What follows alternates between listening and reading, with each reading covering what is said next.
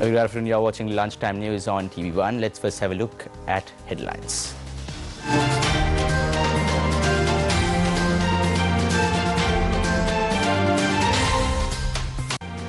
No major impact to schools due to strike action launched by teachers' trade unions. The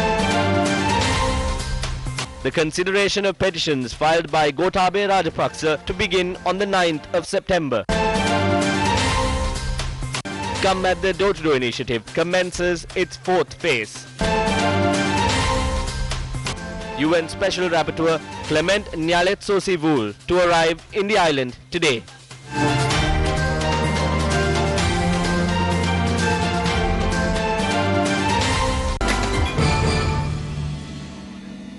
Now, starting off with our lead story, the trade union action launched by several trade unions attached to teaching has not had a major impact. A number of trade unions attached to the sector had not taken part in the strike action today. Teacher principal trade unions commenced a strike action citing several demands by not reporting to work today and tomorrow. However, a review carried out by Newsfirst identified that a major impact has not been experienced island-wide due to the strike action. During a review carried out by Newsfirst in Colombo, Kandy, Anuradhapura, Galle, Kurunegala, Putlam and Polonnaru districts, it was noted that the day-to-day activities of the schools were functioning as usual.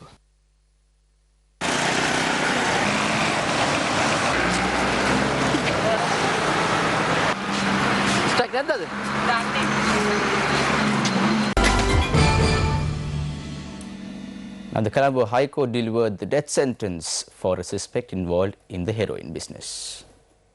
Colombo High Court Judge Shashi Mahendran sentenced a suspect for the possession of 10 grams and 28 milligrams of heroin and engaging in racketeering. The suspect was identified as Prashanta Kumara, a resident of Mahawat area in Colombo 10. He was arrested on the 6th of June 2016 by the officers of the Colombo North Anti-Corruption Unit. Now, the 5-member bench of the Supreme Court today decided to hear the appeals petition filed by former Secretary of Defence Gotabaya Rajapaksa on the 9th of September. Now, Gotabaya Rajapaksa has filed these petitions against several orders issued by the 3-member bench of the High Court. The petitions were taken up today before a bench consisting of Justices Sisaradi Abro, Priyantha Jayawardena, LTB Dehidenia, Vijita Malalgoda and Priyantha Fernando. The Attorney General has filed a case before the 3-member bench of the High Court against Gotabaya Rajapaksa and 7 others. The case has been filed over several charges, including the misappropriation of government funds worth 33.9 million rupees to build the D.A. Rajapaksa Memorial Museum in Madamullana. Attorneys at law representing Gotabaya Rajapaksa objected to the 3-member bench at the High Court, stating that the High Court had no jurisdiction to hear the case. The attorneys were also against the order of the charge sheet filed against Gotabaya Rajapaksa.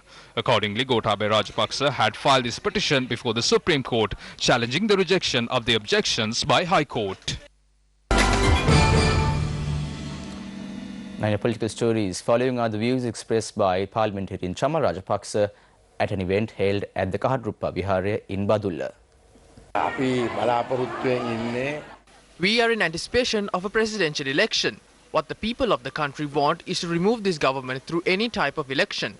All the people are expecting a leadership that cares about the country, one that had solved problems and one that would work for the future of the country. Now we are ready for anything.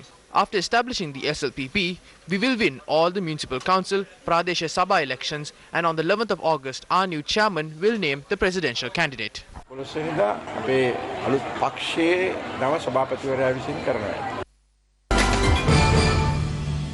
More local news. A special operation was conducted at pharmacies in Negombo to curb pharmaceutical drugs that were distributed from a illicit drug manufacturing house in Kelaniya.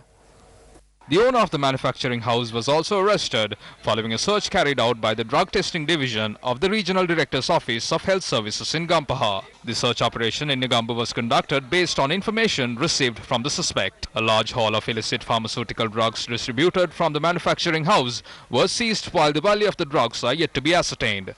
The seized stock of drugs is currently under the custody of the Regional Director of Health Services Office in Gampaha.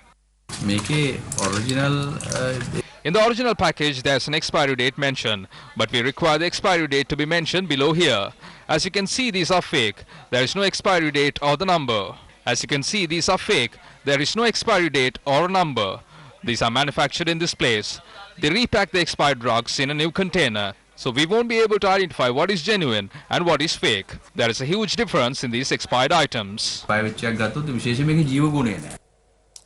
A UN Special Rapporteur Clemens Nayatsosivul is set to arrive in Sri Lanka today for a 9-day official tour to assess the right to freedom of peaceful assembly and of association in the country.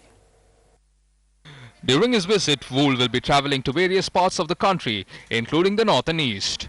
The UN Special Rapporteur is also due to meet government officials, representatives of the judiciary, legislature, media and civil society. The Special Rapporteur is to hold a press conference on the 26th of July upon the conclusion of his visit.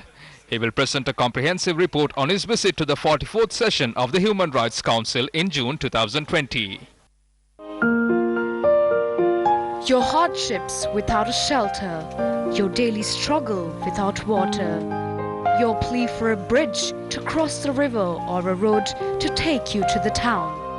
The many problems that have gone unheard and unheeded.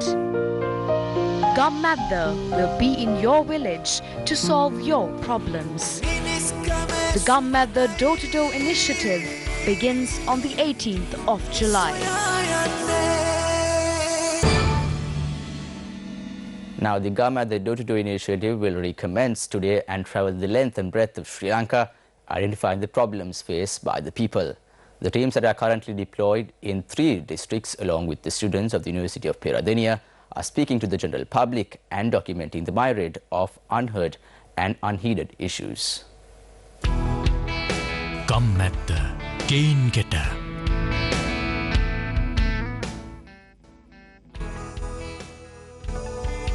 The Gammadda Door-to-Door initiative completed 3 successful phases previously and recorded the issues faced by the people island-wide. Without stopping there, Gammadda was then able to provide solutions to many of these problems with precise coordination and the support and assistance of a number of other institutions. The people's problems had been forgotten by the public representatives. Gammadda was soon recognized by the people as a movement of their own and won the hearts of many. The many projects completed around the country continue to be a solace to the people. The 4th edition of the Gammadda Door-to-Door campaign, which commenced today, will once again cover all 25 districts of our motherland. The teams commenced their door-to-door journey in the Kalutara, Matale and Jaffna districts today. Religious activities were held and blessings were bestowed on the teams as well as the initiative at the Horana Vavalisi Patanarama Viharaya. One team first travelled to the Palindanuwara village in Bulat Sinhala. The team in Damulla obtained blessings from the Sri Sambodhi Vihare and commenced their journey to the villages there. Under the Gammadda Door-to-Door initiative, today we are in Habatta, one of the most remote areas in Damulla, bordering the Anuradhapura district. They need access to clean drinking water for themselves as well as for their farmland. We at Gammadda are here to document their issues with the University of Peradeniya, and we will be walking the length and breadth of this area in order to identify the voices that are never heard. Another team is also in the northern province. They commenced their journey from the Maradapuram village in the Karainagar Divisional Secretariat. They obtained blessings from the Veerakuli Amman Kovil.